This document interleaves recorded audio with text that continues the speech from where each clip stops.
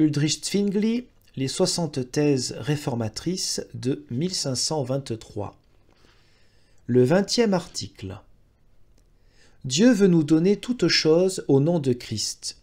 Il en résulte que, hors de ce temps-ci, nous n'avons besoin d'aucun médiateur en dehors de lui.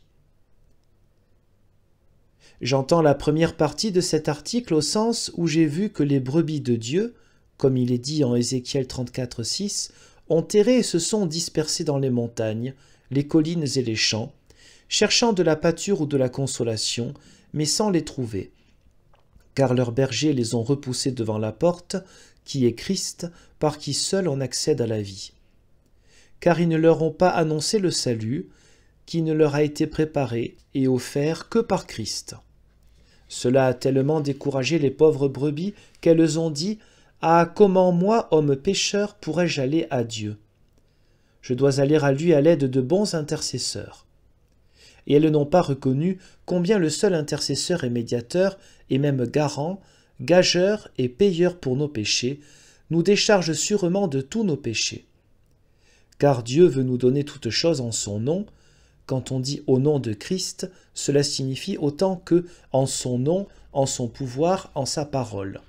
Comme Christ lui-même l'enseigne en Jean 15, verset 16. « Vous ne m'avez pas choisi, mais je vous ai choisi et je vous ai institué, pour que vous alliez et portiez du fruit, et que votre fruit demeure, afin aussi que le Père vous donne tout ce que vous lui demanderez en mon nom. » Apprends d'abord que Dieu a choisi ses disciples, et nous parmi ses disciples, pour que nous soyons son peuple, ses serviteurs, voire pas seulement ses serviteurs, mais ses amis. Pourquoi ne devrions-nous pas essayer d'aller à lui s'il nous a choisis pour que nous portions du fruit ? Porter du fruit est réservé à ce que Dieu a choisi à cet effet. Il nous a aussi choisis pour que nous reconnaissions le Père et courions à lui, à cause de tout ce qui nous colle à la peau, car il a manifesté par son Fils qu'il veut nous donner tout ce que nous demandons en son nom. S'il nous a distingués et choisis pour que nous allions à lui, pourquoi ne voudrions-nous pas essayer d'aller à lui ? Il est aussi certain, par la seule parole de Dieu, que Dieu nous donne ce que nous demandons en son nom, comme il le dit en Jean 16, 23. En vérité, je vous dis que le Père vous donnera tout ce que vous demanderez en mon nom. Voici, afin que nous essayions d'aller à lui avec assurance et confiance. Il nous assure par sa parole que, demandant en son nom, nous serons certainement fournis. Oui, il est contrarié par le fait que nous n'allons pas à lui, et ne le sollicitons pas pour toutes les choses dont nous avons besoin. C'est pourquoi il dit « tout ou toute chose ». Et peu après, il reproche aux disciples de n'avoir encore rien demandé. Jusqu'à maintenant, vous n'avez rien demandé en mon nom. Demandez, alors vous recevrez, afin que votre joie soit parfaite. Jean 16, 24.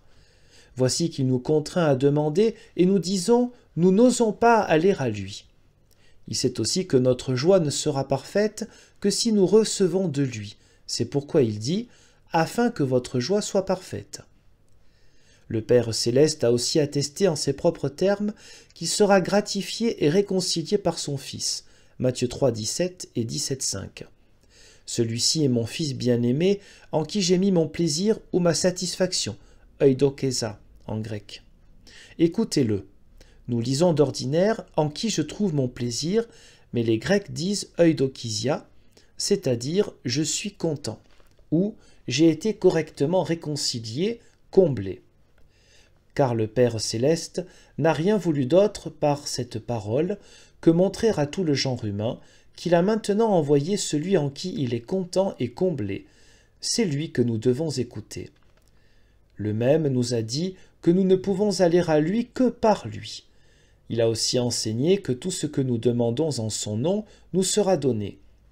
Or, si le Père nous a ordonné de l'écouter, de lui obéir, il s'ensuit aussi qu'il est un unique médiateur et que Dieu veut nous donner toutes choses en son nom. Idem dans Hébreux 5, versets 8 à 9, bien qu'il soit un fils de Dieu, il a pourtant appris l'obéissance par les choses qu'il a souffertes. Et ayant achevé et accompli, il est devenu, pour tous ceux qui lui obéissent, un instigateur du salut éternel. Nous entendons ici que Dieu a voulu que son propre Fils souffrît et expérimentât les chancres humains, afin qu'il les reconnaisse réellement et en devienne d'autant plus miséricordieux et fiable, pour qu'il soit aussi une cause parfaite et non chancreuse de la béatitude de tous ceux qui l'entendent, c'est-à-dire qui croient en lui.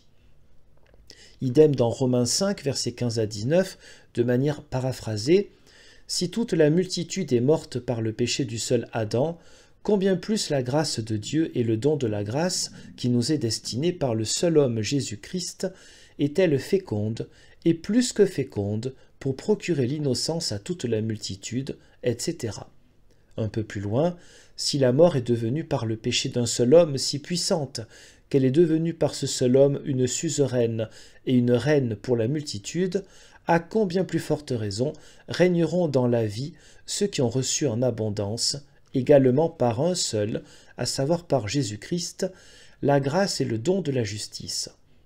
Et c'est pourquoi, tout comme la condamnation est venue sur tous les humains à cause du péché d'un seul, entendez d'Adam, la rectification de la vie est venue pour tous les humains par la justice et l'innocence d'un seul, Christ. Car de même que par la désobéissance d'un seul homme, nous avons tous été rendus pécheurs, nous serons aussi rendus innocents par l'obéissance d'un seul. Toutes ces paroles de Paul nous enseignent clairement que, comme tout le chancre nous est parvenu par le seul Adam, toute vie, dévotion et innocence sont restituées par le seul Christ. Et ces paroles nous enseignent clairement qu'il est le seul médiateur, qu'il est également le seul moyen par lequel tout bien nous est donné, de même que tout mal nous est venu par le seul Adam. Il a donc été suffisamment démontré que Dieu nous donne toutes choses par Jésus-Christ.